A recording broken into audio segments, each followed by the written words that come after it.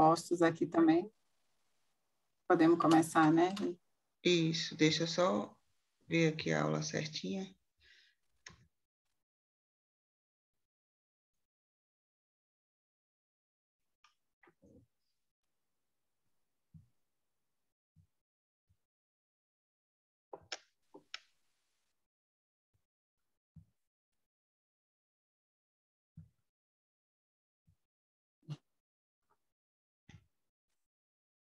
E você parou de compartilhar. Está Agora compartilhando? foi. Pronto, agora foi. E Vamos está lá? passando? Sim. Eu vou ler agora. Não, mesma coisa. Podemos começar, doutora Gilda? Podemos, sem dúvida. Então, vamos começar a nossa live de hoje. Queria agradecer a presença de todos. E nós, da Sociedade de Pediatria do Distrito Federal, estamos bastante felizes que hoje estamos iniciando a primeira conversa com o especialista. Eu sou Renata Seixas, sou médica pediatra e sou atual presidente da Sociedade de Pediatria do Distrito Federal. Vou ser moderadora na live de hoje, junto com minha colega, a doutora Andréa Giacomo, que é pediatra.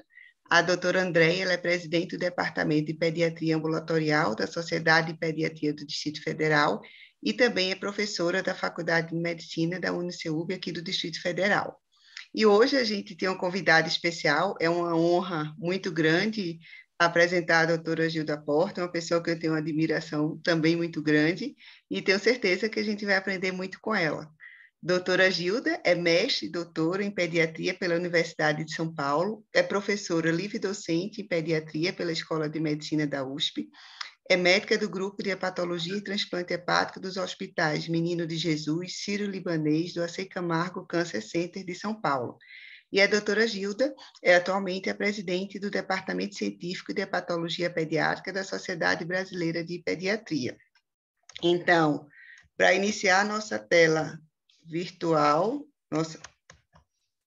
só um pouquinho que deu uma travadinha, para iniciar a nossa sala virtual do primeiro encontro com o especialista, o tema que vamos debater é sobre essa hepatite misteriosa que está cometendo as crianças, a hepatite aguda de etiologia a esclarecer.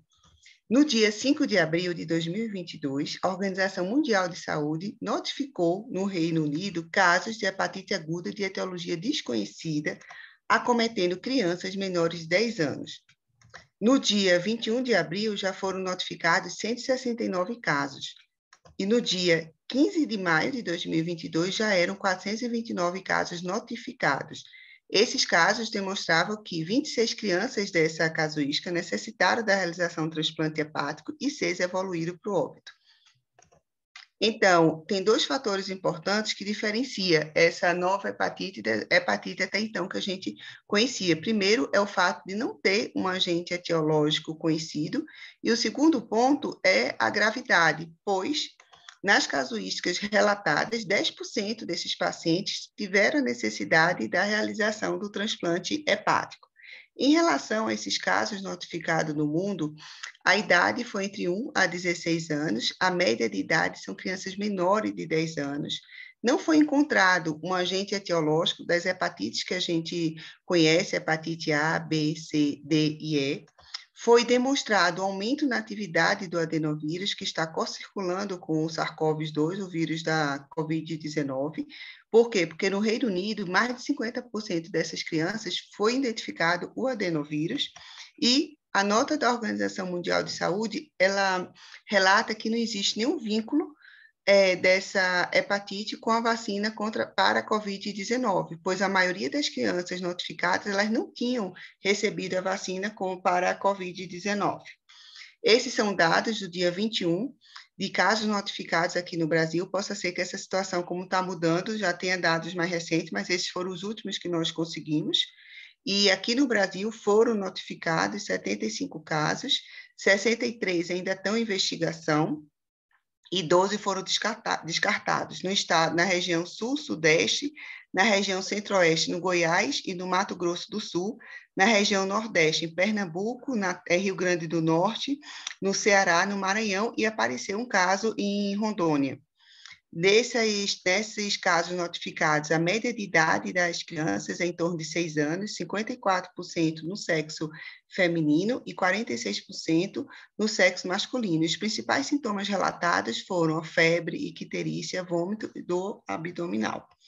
É importante também a gente falar que em relação à etiologia, quando a gente vai estudar sobre essa hepatite aguda de etiologia desconhecida, a gente encontra vários agentes que são candidatos a agentes etiológicos, como, por exemplo, o adenovírus, tem alguns estudos falando sobre o tipo 41, o próprio coronavírus, se é uma reação a alguma toxina, se é reação a algum medicamento, se é exposição a algum fator, alguma exposição ambiental, se está ocorrendo o novo vírus. E mais recentemente, na revista Lancet, foi publicada a hipótese do suprantígeno, que esse reservatório do coronavírus a nível intestinal provocaria a formação desse suprantígeno, levando um processo inflamatório intenso, que seria o agente etiológico dessa hepatite aguda grave de etiologia desconhecida. Mas todos esses agentes ainda são hipóteses, nenhum agente etiológico ainda foi determinado, e a hepatite misteriosa ela ainda continua misteriosa, e ainda não temos um agente etiológico para explicar a fisiopatologia. É importante também a gente frisar nos sintomas de hepatite aguda. Por quê? Porque é a primeira apresentação que vai chamar a atenção dessa doença. Então, os sintomas específicos, a icterícia, que foi relatado em 74% dos pacientes. Vale aqui também apenas lembrar que nem todo caso de hepatite aguda, a icterícia vai estar presente. Outros sintomas também são importantes, como vômito, acolia, hipocolia, diarreia, náuseas e letargia, e outros sintomas também, como febre e sintomas respiratórios. Em relação aos exames laboratoriais, o que chama atenção é o aumento da STLT, e nos casos relatados mundialmente, o nível foi acima de 500. Em relação à hepatite aguda de etiologia desconhecida, ainda temos muitos pontos que não esclarecemos, ainda temos muitas dúvidas, e eu vou passar a palavra agora para a doutora Gilda, e queria que vocês colocassem no chat as dúvidas e as perguntas, que, dentro do possível, vamos tentar respondê-las todas. Doutora Gilda, eu vou passar aqui o próximo slide para a senhora, ok? Ok. Bom, em primeiro lugar, muito obrigado. Não sei como agradecer esse convite. Muito obrigado, Regina, muito obrigado, André, todo mundo do departamento da SP de Distrito Federal. É uma honra para mim estar aqui com vocês. Isso aqui a Renata acabou de mostrar, que esses casos onde foram detectados, né, não só na Europa, mas também nos Estados Unidos, né, e que esses casos detectados, como ela já falou, dessa hepatite aguda grave, ela foi notificada no Reino Unido, e isso alertou todo mundo, alertou o mundo inteiro, porque na realidade ninguém sabia, ninguém sabe o que é isso. E a gente tem um monte de casos assim. Próximo. Então, vocês podem ver que eu queria falar em relação aos Estados Unidos. Os Estados Unidos, eles alertaram até no dia 6 de maio que tinham 109 casos de hepatite aguda grave, e em 12 estados, incluindo, houve 5 mortes. Já no dia 18 de maio, 180 crianças tiveram hepatite aguda de causa desconhecida. Então, e desses 71 casos no último mês. Então, parece que está aumentando realmente essa hepatite chamada misteriosa, que a gente não sabe a causa, tanto na Europa como nos Estados Unidos. E, como a Renata falou, aqui no Brasil a gente tem poucos casos, e hoje eu recebi da Argentina, que na Argentina eles tiveram realmente casos, 7 casos. Um caso foi transplantado, que é em Rosário, a criança já teve alta, e outro caso foi transplantado no Hospital Italiano em Buenos Aires. Então, e que no caso de Rosário, foi identificado, tanto no sangue quanto nas fezes, foi identificado o adenovírus. Já, por outro lado, em Buenos Aires, a criança também foi detectada apenas nas fezes o adenovírus. Próximo, Renato. Então, existe, então, um controle muito grande europeu em que eles encontram 3 fatores. Primeiro, será as causas de origem desconhecidas reportados. Provável quando uma pessoa com hepatite aguda A, B, C, D, com transaminases AST ou ALT maior do que 500 em crianças menores de 16 anos a partir do 1º de outubro, ou ligado à parte epigenética, que é pessoa apresentando hepatite aguda de qualquer idade com provável contato desde outubro de 21. E você descarta quando não tem nada a ver com os casos relacionados acima. O importante é que esse controle europeu, principalmente do Reino Unido, eles olharam apenas crianças menores do que 16 anos. Então, eles verificaram que realmente a maior incidência dessa hepatite ocorre realmente nas crianças. Próximo. Então, no dia 20/5, de 276 casos na Europa, 162 foram acompanhados e 138 recuperados e 23 investigação. 75% eram crianças menores do que 5 anos e 154 casos eles apenas informaram e 14% estavam na UTI. Aqueles que relataram muito mais informações mostraram que 12% dessas crianças foram transplantadas tendo um óbito. Então, a possibilidade de que realmente uma hepatite aguda grave realmente está mostrando que 12% das crianças foram transplantadas. Desses 181 pacientes foram testados para adenovírus em sangue total, sendo que 60,8% eram positivos. Mas eles só tiparam 4 crianças, e desses 4, 2 eram positivos por F41. Então, não é verdade que tudo é o F41, porque eles só testaram 4 casos. Dos 188 casos que testaram por SARS-CoV-2, 23 crianças tinham SARS-CoV-2. 26 casos fizeram sorologia e 73% eram positivos, sendo que desse total, 84% das crianças não tinham sido vacinadas. Mostrando, talvez, a gente vai discutir uma relação realmente do SARS-CoV-2 com esse outro vírus que a gente acha que possa ser o adenovírus. Próximo. Então, para mostrar para você, nesses pacientes, onde era a positividade do adenovírus. Então, você vê que quando eles testaram o respiratório, de 78 casos, 20 casos eram positivos. No soro, de 14, apenas 4 casos. Nas fezes, de 95 casos que eles testaram, 31. E no sangue total, porque você pode colher de 2 jeitos, ou sangue total ou plasma. O sangue total é melhor do que o plasma. De 128 casos, 89 casos eram positivos. Próximo. Do SARS-CoV-2, olha só, de 188 casos, 23 casos eram positivos o PCR, porém a sorologia de 26, mais de 70%, como para vocês, tinham positividade por teste da sorologia positiva por SARS-CoV-2. Essa sorologia positiva era títulos altos, que eles falaram que provavelmente as crianças tiveram o SARS-CoV-2 pelo menos 3 meses 3 meses antes de terem tido hepatite. Próximo. Agora eu quero mostrar um negócio muito interessante. Será que essa hepatite séria, severa, está aumentando? Será que isso é verdade ou não é verdade? Porque até agora a gente sempre teve casos de hepatite aguda fulminante, hepatite aguda grave no mundo inteiro. Mas a minha pergunta é que, e saiu um trabalho muito interessante que foi publicado dia 12 de maio, nesse www.eurosurveillance.org, mostrando que eles fizeram um questionário baseado em 3.400 centros de fígado em 22 países europeus e Israel em abril de 2022. Então, eles fizeram esse questionário para ver, será que realmente está tendo aumento de hepatite aguda grave para a gente ficar mais alerta ou não? Próximo.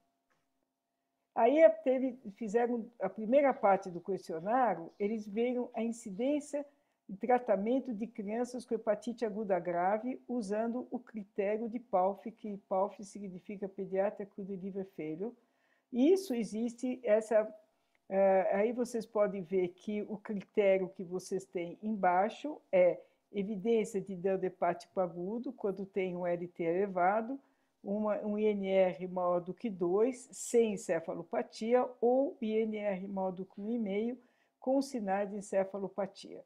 E a segunda parte, se eles preenchiam os critérios da Organização Mundial de Saúde, que é o de cima, aumento do ST-LT mais do que 500 unidades, idade menor do que 16 anos, e eles fizeram esse questionário a partir de 1º de janeiro de 2022, e que a criança tinha que ter uma hepatite não A, não E, detectado.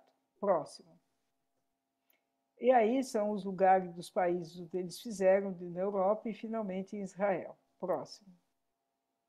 Bom, olha que coisa interessante. O que eles verificaram? Que aqui, do lado, número de crianças com hepatite por centro. Então, não houve...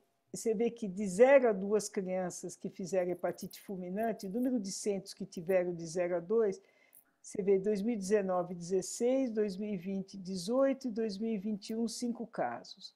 O número de centros com exatamente número de casos, 11 centros não tiveram nenhum caso de transplante, 6 tiveram 1 e 7 tiveram 2.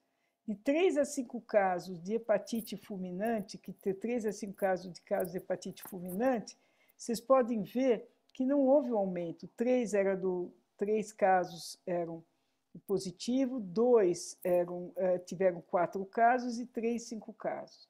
E, finalmente, o último, que tiveram mais do que 11 casos, você vê que 2 centros tiveram 1 caso,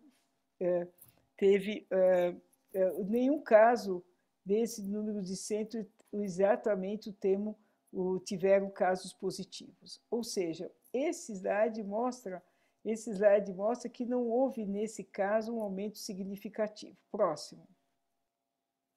E aqui são as características de todas as crianças, só para mostrar para vocês, eu não vou apresentar esse slide por completo, mas você vê que a idade das crianças eram pequenas, todas elas, só o primeiro grupo de todas as crianças, a média foi 7,7 anos, mas você vê que as transaminases eram elevadas em todos, quase todas as crianças, tinha criança que não tinha icterícia, o INR estava aumentado, tinha caso que não estava aumentado, por exemplo, era uma hepatite aguda, mas tinha um caso que o INR não estava aumentado, e aqui eles fizeram amônia, e os vírus detectados, vocês podem ver que 13 casos de todas as crianças que foram estudadas tinham pelo menos um vírus. Aqui, a causa identificada, 2 enterovírus, um enterovírus e um HPV. 9 casos tiveram desses múltiplos vírus juntos, adenovírus, SARS-4, SARS-CoV-2, um rotavírus, um influenza e 2 EBV. E 2 casos não identificados, 2 rotavírus e influenza. Então, para mostrar para vocês, e aqui você pode ver que 5% só das crianças na admissão tinham Covid positivo na hora da admissão, mesmo que estavam sintomáticos de uma hepatite aguda, mas testaram positivo. E vacinados, só 8%, quase ninguém dessas crianças foram vacinadas. Próximo. Olha só a evolução. Então, a evolução dessas crianças todas, 43 de 64 sobreviveram com fígado nativo, 4 crianças foram transplantadas e 3 faleceram antes do transplante e 1 depois do transplante. Então, mostrando para vocês, portanto, que a sobrevida com fígado nativo de uma hepatite aguda grave, mas a maioria, uma grande porcentagem de crianças, quase 40%, 60%, mais de 60%, sobreviveram ao fígado nativo. Próximo. Portanto, a conclusão desse estudo é que não houve aumento geral na ocorrência de hepatite aguda grave ou hepatite fulminante em crianças na Europa, quando comparado com os dados reportados de anos anteriores. Esse estudo foi de 3,8 meses.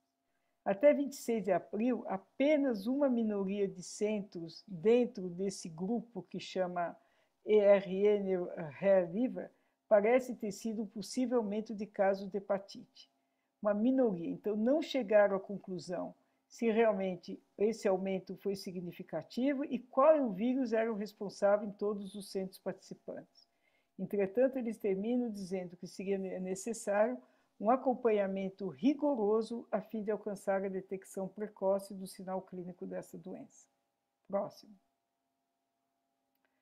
Bom, aqui, para investigar aquilo que a Renata acabou de dizer, esse trabalho que saiu no Lancet, no dia 13 de maio, que talvez o SARS-CoV-2, o aparecimento de um superantígeno do SARS-CoV-2, em vários casos que eles verificaram, eles mostraram que o SARS-CoV-2 foi positivo em 18% dos casos na Inglaterra, 11% de 97 casos no Reino Unido, 11% só na Inglaterra, 3 casos testaram positivo dentro de 8 semanas antes da admissão, e 11 de 12 casos de pacientes de Israel tiveram Covid nos últimos meses. Próximo. Então, o que eles acham? Aquilo que a Renata falou, que a infecção que na realidade o SARS-CoV-2 pode resultar na formação de um reservatório viral no intestino. Você sabe que é um vírus intestinal. Existe a persistência do trato gastrointestinal, que leva a uma liberação de proteínas virais através do epitélio intestinal, levando uma superativação, uma ativação imunológica. E, com isso, repetida ativação imunológica pode ser mediada por um superantígeno, que é uma proteína, que é a proteína do SARS-CoV-2, ele parece aquela enterotoxina do choque tóxico, que você viu que também existem vários estudos feitos em animais, mostrando que o mecanismo nada mais é do que a liberação de como se fosse uma síndrome inflamatória multissistêmica nas crianças. Próximo. Aqui para mostrar para você o superantígeno dessa infecção e do adenovírus, que o spike, então, provavelmente não pode ser, a gente não sabe ainda qual é o comprometimento do SARS-CoV-2 da infecção nesses casos de hepatite aguda grave que evolui e junto com o adenovírus. Será que esse superantígeno estimula realmente o adenovírus para ser potencialmente mais ativo, uma ativação das células T a nível intestinal, que, como você sabe, o intestino é o maior órgão imunológico que tem, e talvez se tenha uma ativação das células T, levando a uma atividade inflamatória maior. Próximo. Então, agora acho que a Renata vai falar, né, Renata? É isso. Andréia, quer começar com as perguntas para a gente ir discutindo, né? Primeiramente, eu gostaria de agradecer a doutora Renata, a doutora Gilda, pela aula, né, por essa atualização, estudos tão recentes e dados tão recentes. Eu sei que não é fácil falar sobre um assunto que a gente ainda está estudando, mas tem 2 anos que a gente vive essa situação, né? E no consultório, a gente, desde outubro do ano passado, tenho certeza que os pediatras, mesmo quem está lá de férias em Lisboa, deve estar sabendo, né? Deve estar sofrendo aí com a circulação desses vírus fora da temporada habitual, muitos vírus circulatórios realmente, e a gente vendo uns quadros e chamam a atenção, né, doutora Gilda? É o rinovírus fazendo a criança fazer quadro de bronquiolite, metapneumovírus fazendo quadros mais graves do que a gente vinha vindo ultimamente. Como pediatra, a gente sabe que à medida que esses quadros virais apresentam aquelas complicações que são raras, começam a aparecer, então as miocardites, as tenossinovites transitórias, então as crianças claudicando, né? Coisas que a gente vê com raridade diante de tantos quadros, começam a ficar mais frequentes, e aí a gente fica, né, diante de uma suspeita no consultório. Eu sou a porta-voz dos pediatras que não são gastro, que não têm, né, tanta vivência com as hepatites agudas, fulminantes, esses quadros mais graves que vocês estão acostumados e, graças a Deus, conduzem bem. As nossas dúvidas de quem está na linha de frente, né? Quando que a gente suspeita? Que exames que a gente pede? Quando que eu preciso encaminhar essa criança para uma internação ou para um especialista? Será que a senhora consegue ajudar a gente um pouquinho? Bom, quando suspeitar, realmente assim, para o pediatra, uma criança que vai no consultório, claro, a criança tem diarreia, vômito, você não vai pedir exame para todo mundo. Então, a criança pode ter uma diarreia, vômito, e depois a criança fica ictérica. Então, quando a criança tem uma icterícia, a primeira coisa que vocês têm que fazer é solicitar exame, pedir uma bilirrubina total e fração, porque você tem aumento da bilirrubina direta, e fazer as enzimas do fígado, TGO, TGP, como nós fazemos. Se quiser fazer TGO, TGP, dependendo da região, tudo bem, mas seria bom fazer gama-GT e fosfatase, mas o mais importante é TGO, TGP. Então, assim, quando que a gente suspeita? A febre geralmente não é tão significante como a Renata mostrou. Porém, diarreia, vômitos podem ocorrer, mas principalmente é um quadro de uma hepatite ictérica. A gente não pode desvalorizar, falar, não, a senhora não é nada, isso, não. Tem que pedir obrigatoriamente, a primeira coisa é fazer. Quando que você suspeita, então? Quando que você encaminha para o especialista?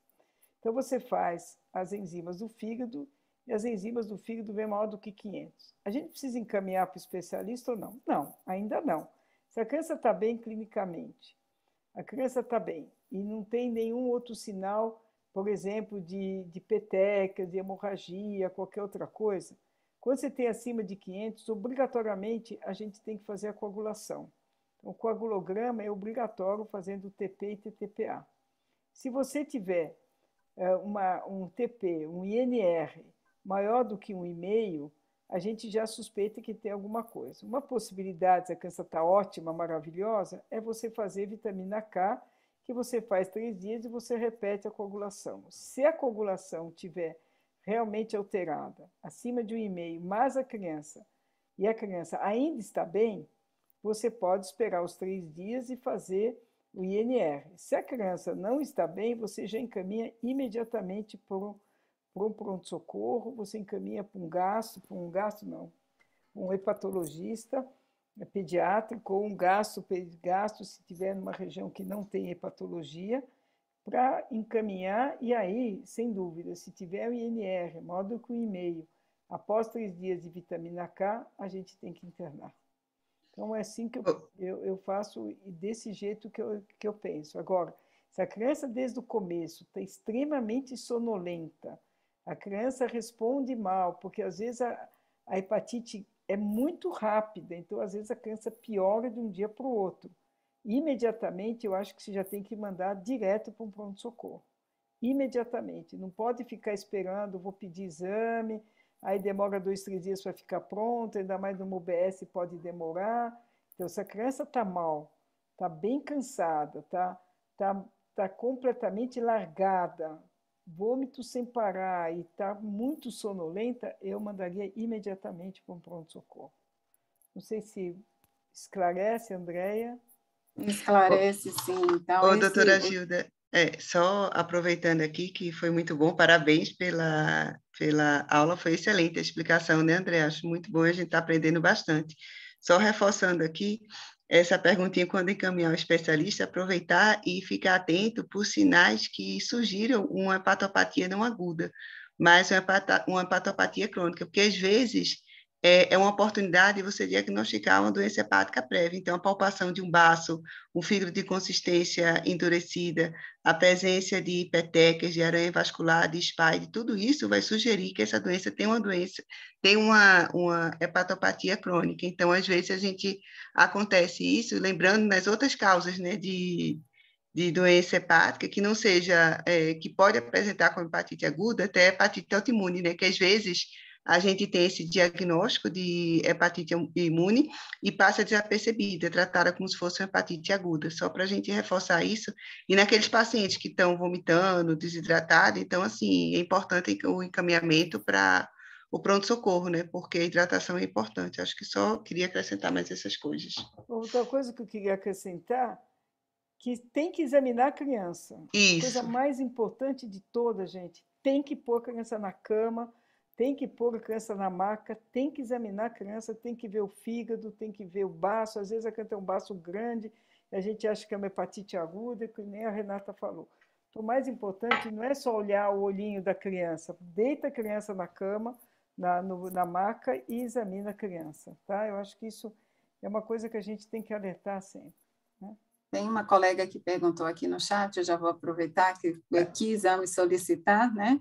Eu acho que ela lembrou da síndrome hepatorenal.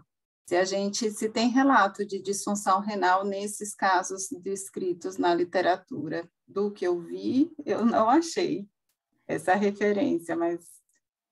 Eu também não. Eles nem citam a parte renal. Isso, acho que quando o paciente entra com uma insuficiência renal, a criança já está muito grave. Então, a criança tem sinais de gravidade muito grave. Então, eu nunca vi nada do rim. E nessa parte de miocardite, essas coisas, não tem descrito. Então, se tiver miocardite, provavelmente deve ser um vírus que pegou o fígado e pegou o miocárdio, entendeu? Então, isso, sim, o que hoje nós recebemos aqui no nosso grupo de hepatologia, caso de criança que está grave com miocardite. Então, provavelmente deve ser um outro vírus que tem que ser identificado. Né? Isso. E na síndrome inflamatória multissistêmica pediátrica, alguns pacientes evoluem com essa disfunção hepática, né, doutora Gilda? Então, isso que agora vai ficar mais difícil até da gente diferenciar. Renata, se próximo, por favor. Tem algumas perguntas no chat em relação ao tratamento, mas a gente vai deixar, daqui a pouquinho a gente fala, tá bom? Não se preocupe. Então, quer falar, André, essas perguntas? Eu acho que algumas coisas a gente já discutiu, né? Mas... a diferença das hepatites virais e a hepatite aguda de etiologia esclarecer, se existe diferença, né? E se essa hepatite aguda é frequente em criança, são as perguntas que foram mais frequentes, né? Quando que a gente pensar nessa hepatite fulminante, os sinais de alerta? A doutora Gilda já respondeu alguns, né? Mostrou aquele score que para a gente que é pediatra, que é importante relembrar, né? O score de falência hepática aguda, a alteração das enzimas, a alteração do RNI, e os critérios da OMS que a gente vai começar a conversar um pouquinho. O que chama a atenção nessa hepatite é justamente essa evolução, né? Que a gente, tantas crianças evoluindo para a necessidade de transplante hepático. Mas acho que a doutora Gilda vai falar no próximo slide. E aí então, olha, se tem uma diferença que a Renata já pincelou, uma diferença de hepatite viral com hepatite aguda de etiologia é assim. Qualquer hepatite, qualquer caso que a criança tem ictérica agudamente, a gente tem que pensar em várias causas, né? Ainda mais se a criança está bem ainda, tem que pensar em hepatite viral, sem dúvida alguma. Dependendo da idade, uma criança, por exemplo, uma idade escolar e adolescente, eu não digo a idade escolar, mas adolescente, tem que pensar em doença metabólica, basicamente doença de Wilson, que pode começar exatamente que nem uma hepatite aguda. E a terceira coisa é uma hepatite autoimune, que pode aparecer em qualquer idade e que aparece rapidamente como hepatite. Então, vou dar um exemplo. Eu tive uma vez uma paciente que era no carnaval, nunca mais esqueci, tinha 10 anos de idade, e o colega me ligou e falou, olha, Gilda, eu estou aqui com a Gabriela, que está com uma hepatite aguda, Gilda. Uma hepatite aguda, não tem hepatosplenomegalia, não tem nada. Minha estava ictérica, estava com 10 de bilirrubina, acordou ictérica. E era no carnaval, eu estava em São Paulo, eu vi a criança, e a mãe falou que tinha hipocolia fecal. Era uma hepatite autoimune bem grave, então, e ela tinha sinais de ciência hepática. Então, não dá para a gente diferenciar. Mas, é claro que, inicialmente, a gente pensa em hepatite viral. Fiz todas as sorologias, eram negativas, e aí, imediatamente, eu fui ver o que era, e era uma hepatite autoimune. Então, muitas vezes, a gente não diferencia mesmo quais são, dentro das diversas etiologias, entre hepatite viral, metabólica e autoimune. Hepatite aguda é frequente em criança? Não, não é frequente em criança. Frequente em criança é insuficiência respiratória, são as viroses que a gente está tendo agora. As gastroenterites. Diarreia, gastroenterite, entendeu? A mãe acha que tem sinusite, toda mãe acha que tem sinusite, entendeu? Sim. Então, mas não é frequente, é uma causa que pode ter, mas eu não sei quanto que é a frequência, não. Vamos para o próximo slide, que a gente tem aí um fluxograma que eles estão perguntando aqui no chat. Aqui são... Esse slide eu achei aqui interessante, doutora Gilda, que fala exatamente o que a senhora já falou, né? Que é o manejo, né, da hepatite fulminante e as causas, né?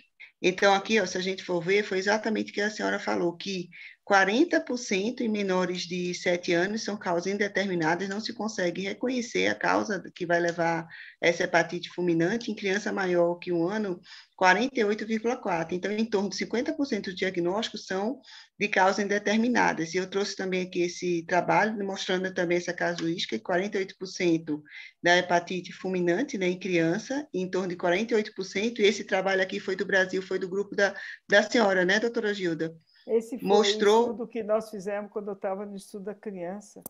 Mostrou, olha aqui, ó, que em torno também de 54,8% das causas de hepatite fulminante, elas não têm, a gente não consegue chegar a um diagnóstico.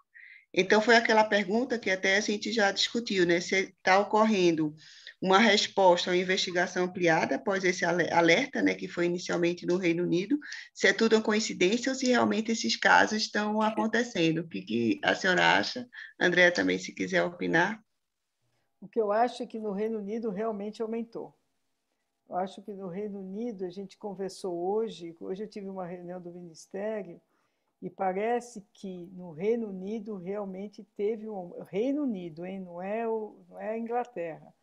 O Reino Unido, que pega Escócia, Irlanda, tudo isso, parece que está tendo um aumento mesmo das hepatites agudas graves lá. Já a Organização Mundial de Saúde, eles não se comprometeram dizendo que é no mundo inteiro. Realmente não se comprometeram. Então, eu não sei te responder eu acho que vale a pena a gente ter uma investigação ampliada, porque está todo mundo em alerta, e a mesma coisa que nos Estados Unidos está tendo casos, né? E tivemos 180 casos, como eu mostrei para vocês, mas parece que não teve muito aumento lá.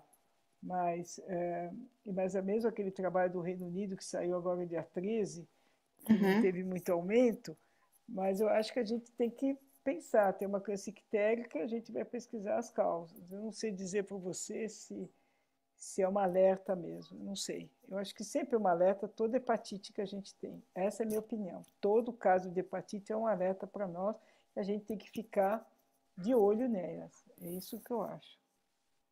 E até que são doenças de notificação, né, doutora Gilda? Lembrar disso, e é importante que nesses quadros de hepatite aguda, né, que sejam notificados, né, que o pediatra não deixe de notificar.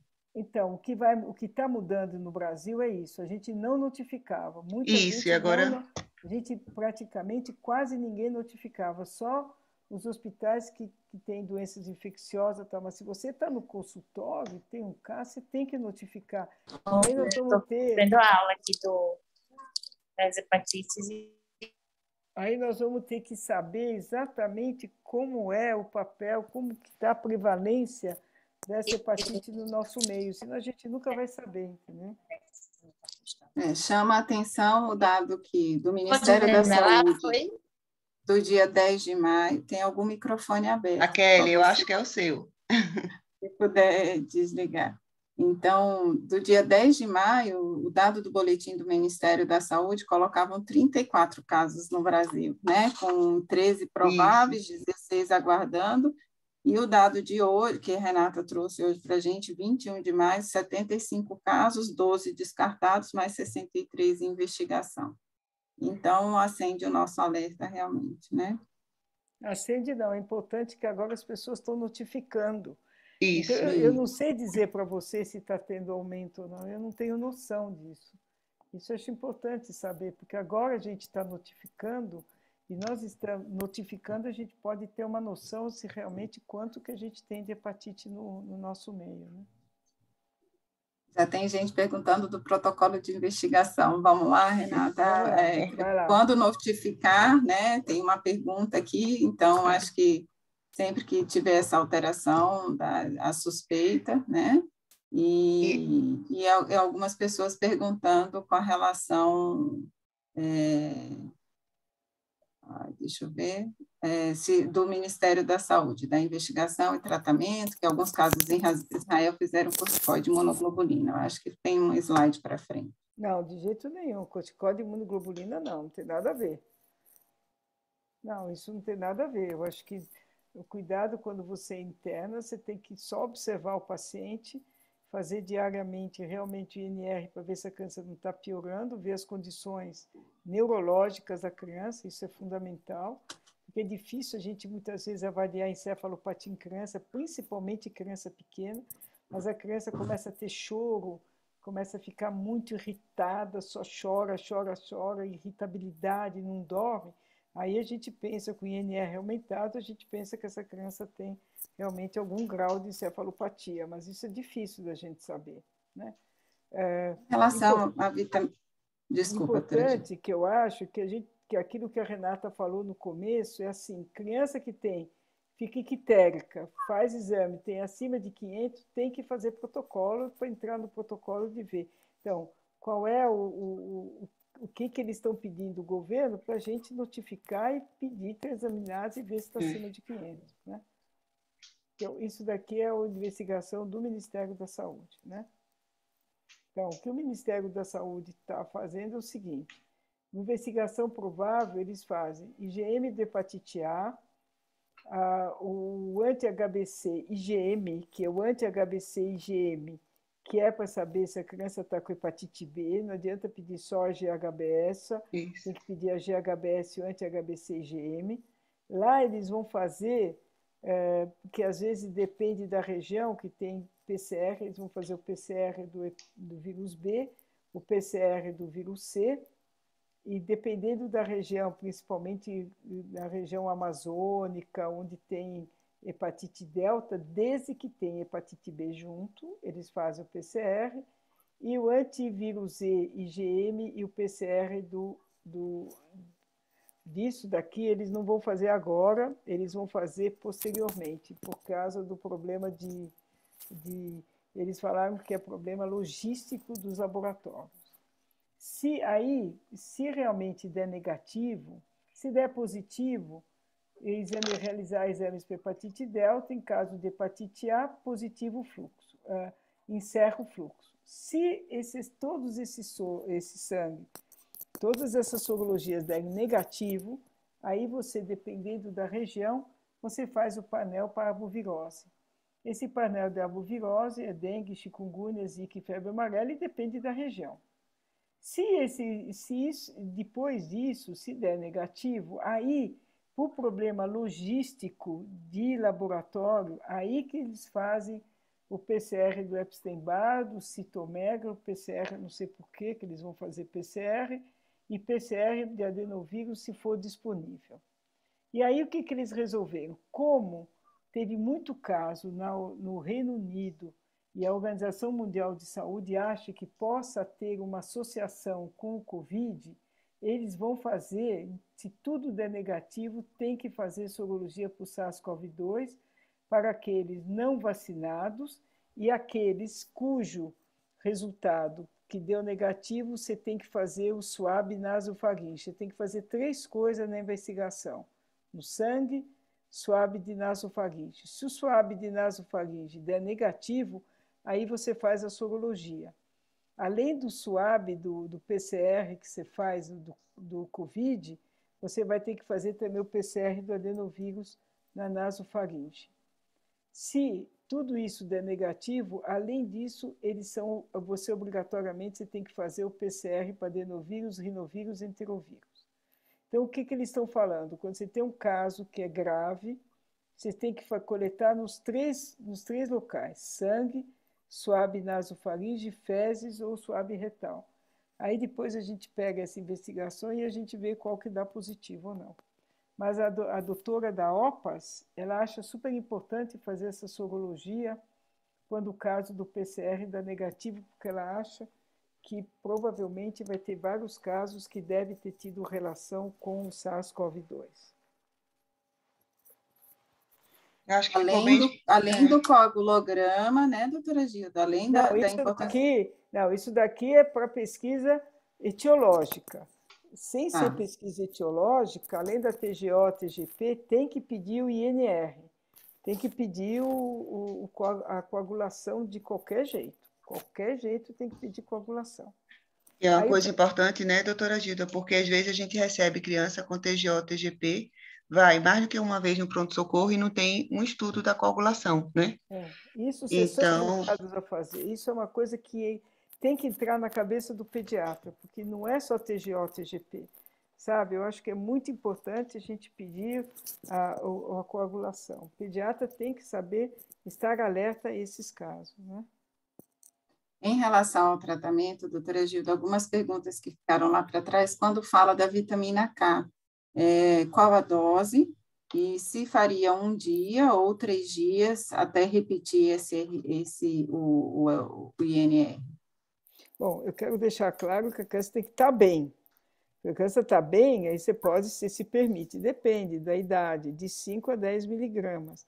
Então, se a criança é pequenininha, tem 2 anos, 3 anos, eu faria 5 miligramas. Criança maior, eu faria 10 miligramas. Porém, por favor, não vai deixar de olhar a criança, porque tem o INR de 1,5 e aí você está preocupado. Porque se a criança tiver uma bilirrubina muito alta e demora alguns dias, por exemplo, com bilirrubina alta, e a mãe vai te procurar depois de 5, 6 dias, 7 dias, às vezes o INR está alterado porque altera por causa da bilirrubina. Por isso que a gente pede, mas, por favor, não fica esperando fazer todo dia para fazer a vitamina K. Se a criança estiver em ótimo estado geral, sim, mas se a criança não estiver bem, manda para o pronto-socorro, entendeu? Tá? Tem uma pergunta do colega daqui de Brasília. As crianças sem critério de internação, alguma dieta específica, evitar alguma medicação que afete o fígado? Não tem nenhuma dieta específica, não existe mais isso de dieta hipoproteica, nada, porque geralmente essas crianças não têm fome, elas ficam anoréticas, então as crianças comem pouco. Então não adianta você fazer alguma restrição de dieta, de restrição de proteína, nada disso. Dá uma dieta geral. Em geral, a gente não faz absolutamente nada, nem protetor gástrico eu dou, a gente deixa a criança lá, espera para ver a evolução da criança. Se a criança tiver INR alargado, claro que você vai ter que fazer exame todos os dias. Mas, aparentemente, eu não faria nada, eu só observaria a criança, mas não dá para deixar em casa, tem que internar para observar. Tem uma última pergunta aqui no chat. Do corticóide da imunoglobulina, pensando na cascata imunológica, por enquanto não entra, né? Apareceu aqui novamente essa pergunta. Eu não sei, eu acho que eu não daria nada, viu? Porque não tem lógica. Qual é a lógica da gente dar imunoglobulina por causa da cascata imunológica? Eu não sei te responder, eu acho que eu não faria nada disso, porque a criança não está em choque cético, a criança não está nada, ela está com aumento de INR e ainda está bem.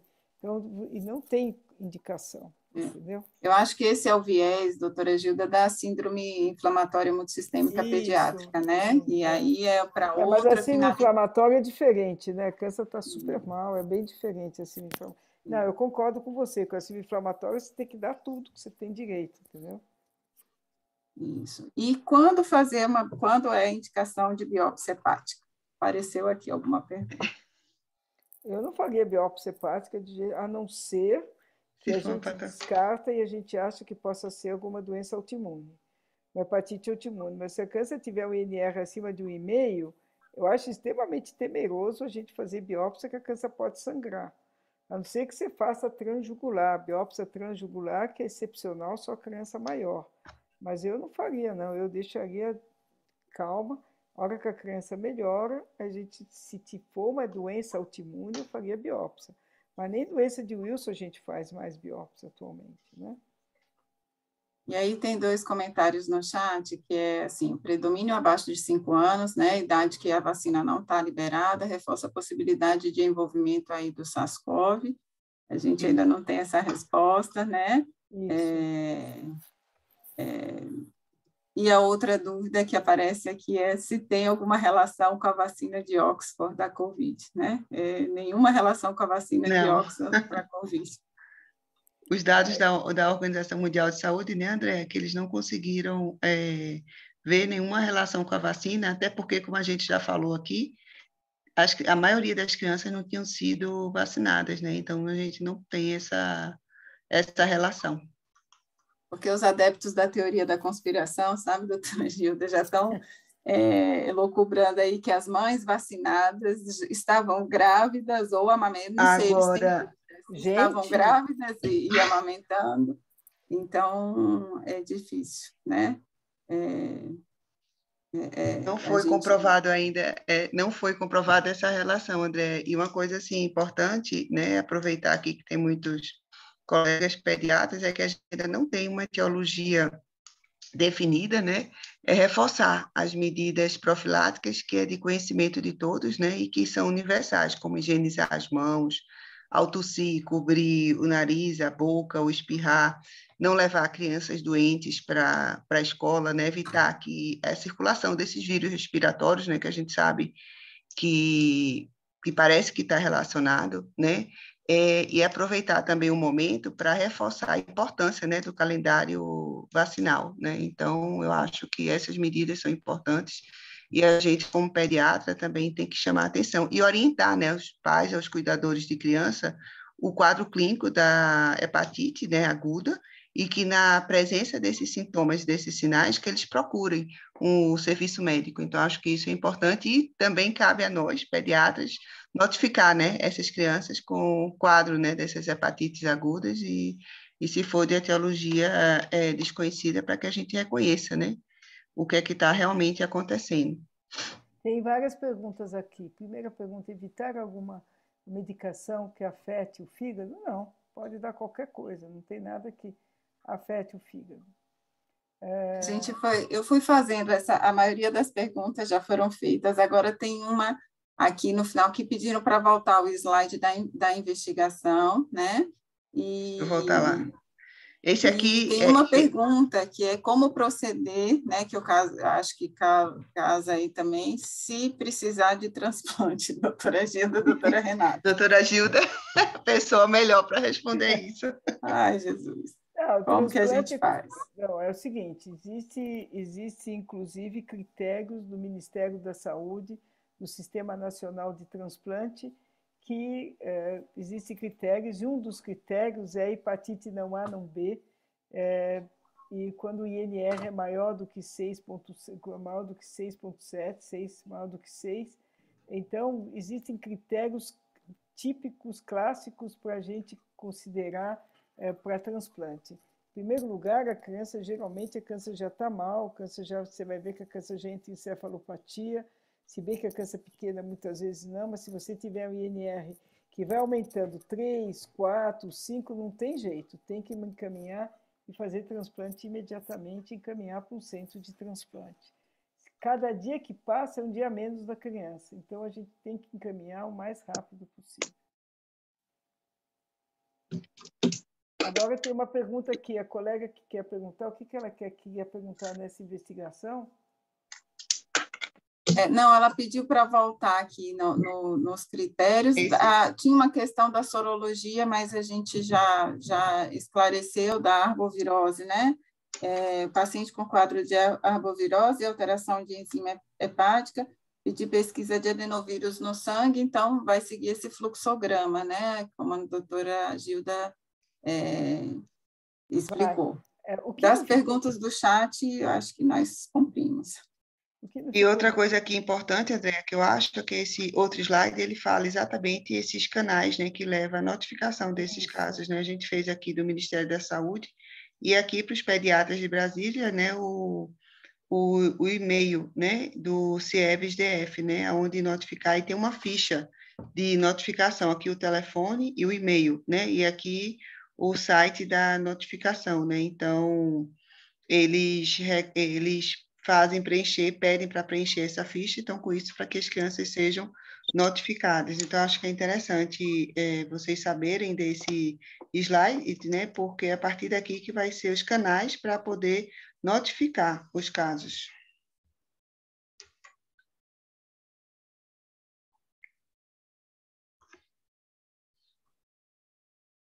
Muitos elogios à doutora Gilda, à doutora Renata, pela atualização, né?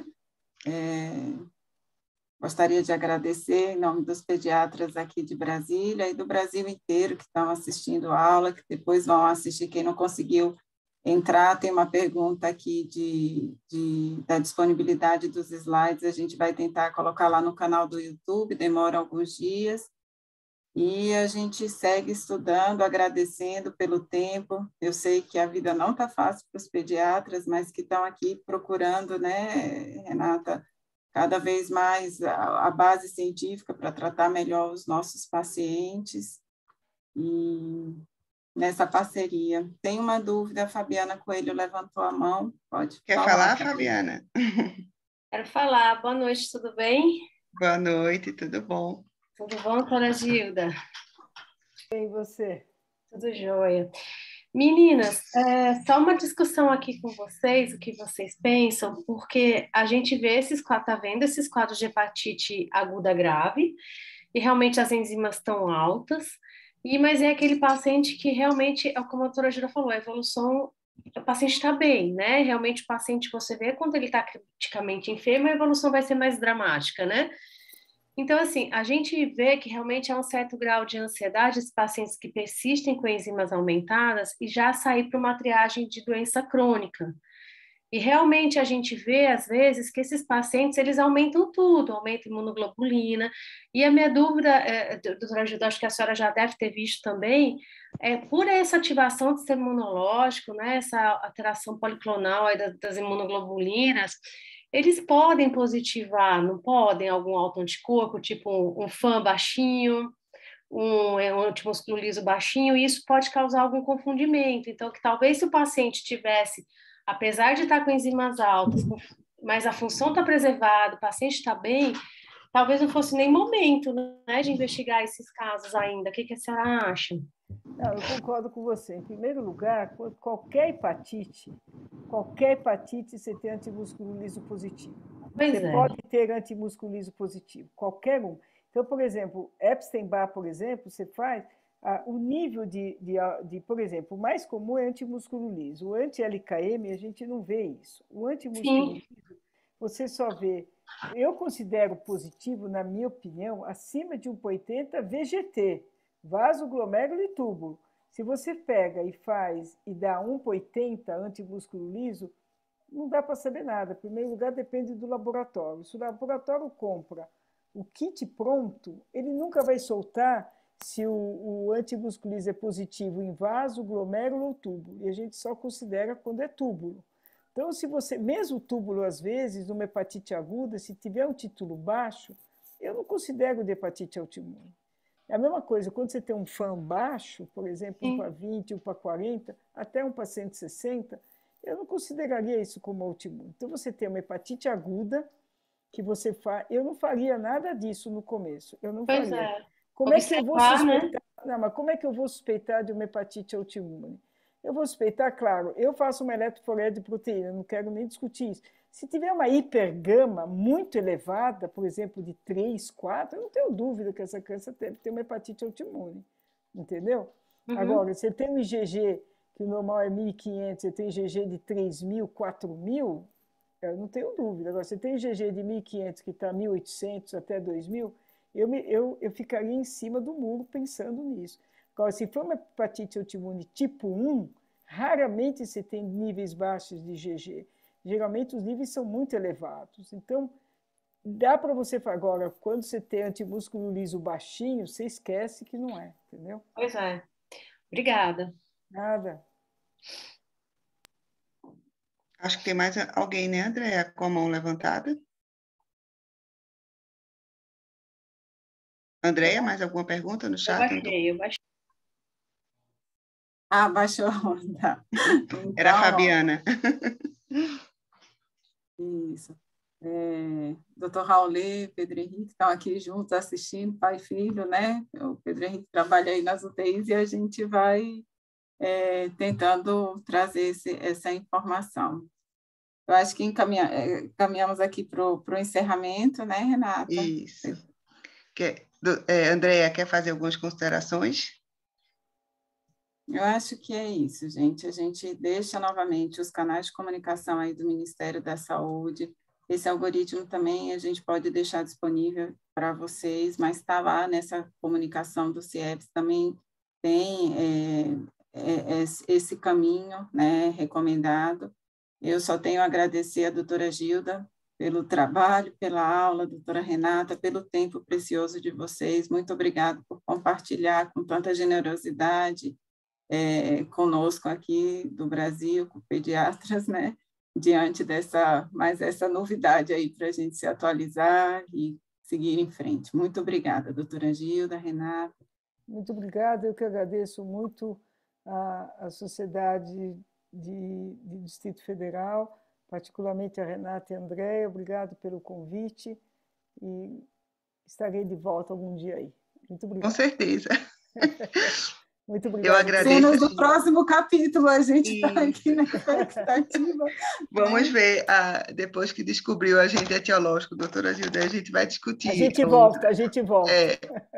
Tá bom. Então, obrigada. Nós que agradecemos, queria agradecer a presença de todos, tivemos um número bem expressivo de participantes, essa aula vai ficar gravada, né, como a gente já falou, e vocês vão poder ver no site da Sociedade de Pediatria aqui do Distrito Federal. Queria agradecer especialmente a doutora Gilda pela disponibilidade, por estar nos informando sobre essa hepatite misteriosa, que realmente ainda está sendo um mistério, mas a gente torce para que muitas coisas sejam esclarecidas. E o importante é, enquanto a gente não tem um agente etiológico e o tratamento específico, não sei se vai ter, a gente reforçar, né, aquelas medidas que a gente já falou, orientar os pais e os cuidadores e notificar. Então, eu acho que essa é a mensagem. Agradeço a todos em nome da Sociedade de Pediatria do Distrito Federal. É um prazer tê-los conosco.